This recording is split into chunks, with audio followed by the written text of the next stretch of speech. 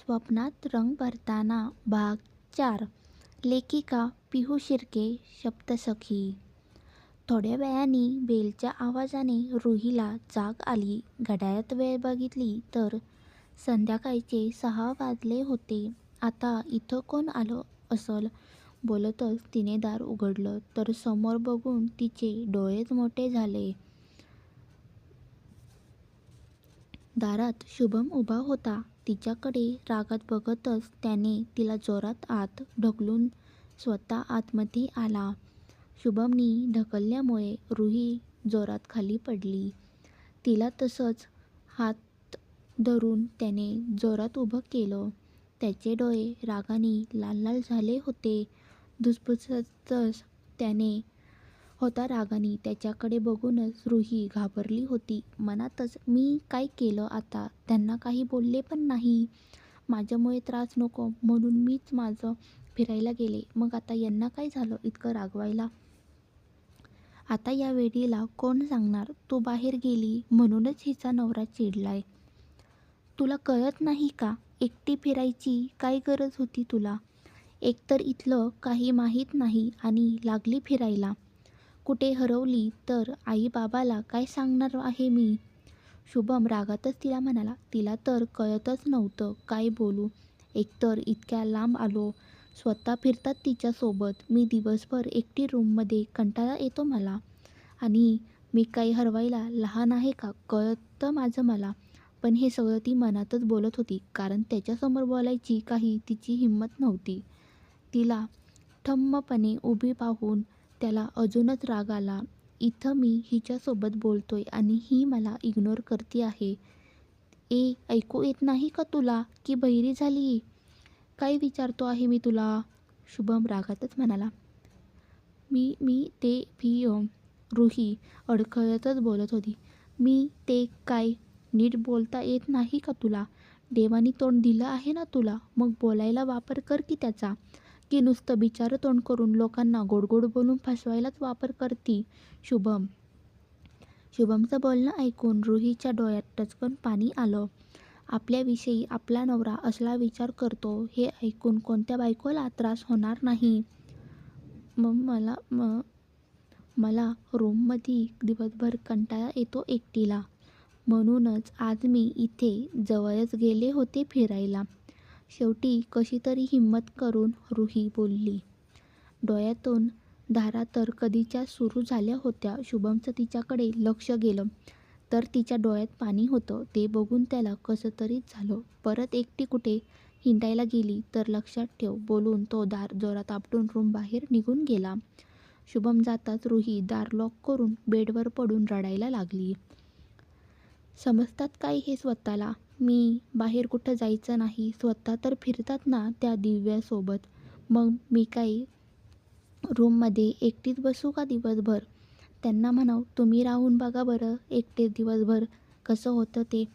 पण मी का ऐकू त्यांचं? मी नाही ऐकणार. माझं मी फिरणार. त्यांना काय करायचंय ते करू दे.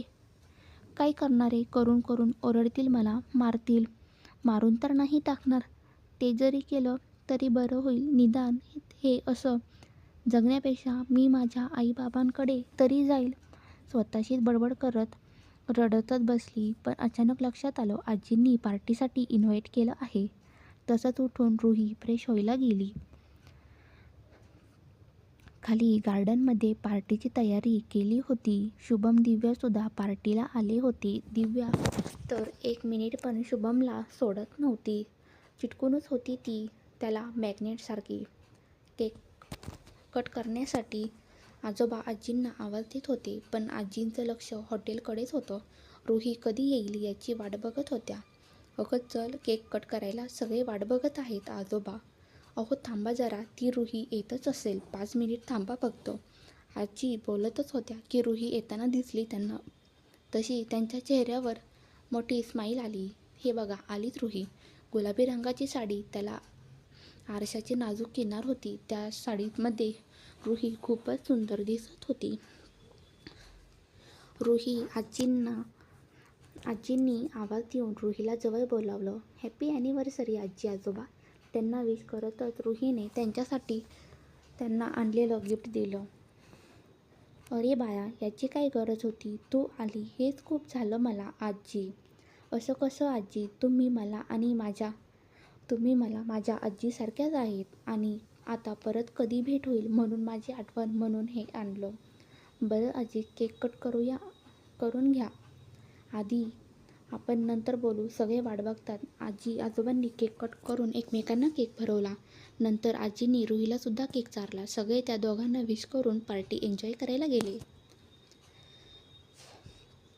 आजी आणि रुही एका टेबलवर बसून सगळ्यांना बघत होत्या. जो तो आपापल्या पार्टनरसोबत डान्स करत होता, तर कोणी आपल्या पार्टनरसोबत बोलत बसले होते.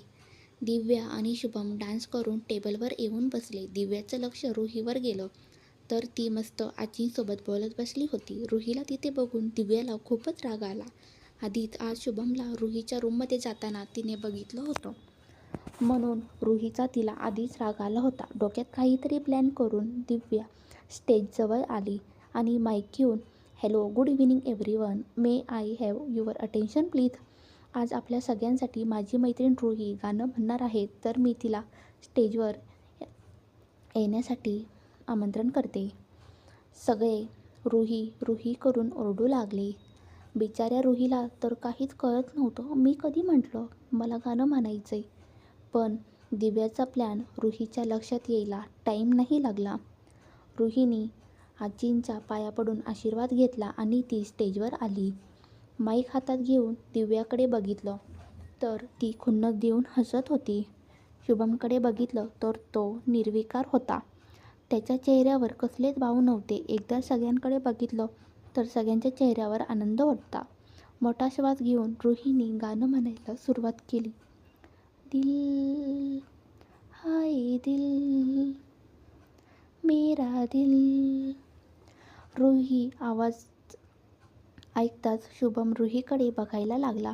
खूप मस्त आवाज होता तिचा. गाणं संपलं तसं सगळ्यांच्या टाळ्यांनी शुभम भानावर आला. पूर्ण गाणं रुही शुभमकडे बघूनच बोलत होती. सगळ्यांनी खूप कौतुक केलं तिचं, पण दिव्या मात्र अजूनच चिडली. तिचा प्लॅन जो फसला होता, त्यात शुभम रुहीला एकमेकांकडे बघताना तिने बघितलं होतं, त्यामुळे तिच्या रागात अजूनच भर पडली. काही करून तिला शुभमला रुहीकडे जाऊन द्यायचं नव्हतं. रागातच ती रूममध्ये निघून गेली. तिच्या मागेच शुभमसुद्धा रूममध्ये गेला. इकडे सगळे रुहीचं खूप कौतुक करत होते, त्यामुळे रुही खूप आनंदी होती. पण शुभमला तिने तिच्याकडे एकटक बघताना बघितलं होतं, त्यामुळे ती जास्त खुश होती. थोडा वेळ थांबून रुही रूममध्ये आली. फ्रेश होऊन बेडवर पडून विचार करत होती. तिच्या चेहऱ्यावरचं हसू कमी होत नव्हतं आज. इतकी जास्त आनंदी होती ती, ते पण फक्त त्याच्या एकटक बघण्याने. विचार करता करता तिला कधी झोप लागली तिला देखील कळलं नाही. पण रोज नाराज असणार चेहऱ्यावर आज मात्र हसू होतं. क्रमशः शुभमचे रुहीबद्दलचे विचार बदलत आहेत का?